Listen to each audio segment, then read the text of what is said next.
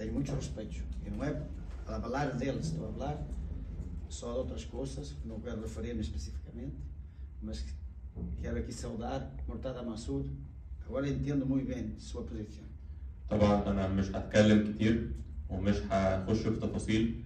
انا عندي احترام كبير جدا للنادي الاهلي ولعيبه الاهلي واداره الاهلي، لكن انا مش هتكلم علشان الاتحاد المصري ما يعاقبنيش. انما انا دلوقتي فهمت ليه مرتضى منصور ما يلعبش الماتش ده وما يكونش مشارك فيه، وعشان كده انا بحييه. Que estão no partido, das equipes, dos jogadores e dos árbitros, mas não quero falar especificamente de nenhum em particular, porque senão a Federação me pode castigar. Eu não estou a falar nada especial contra nenhuma identidade.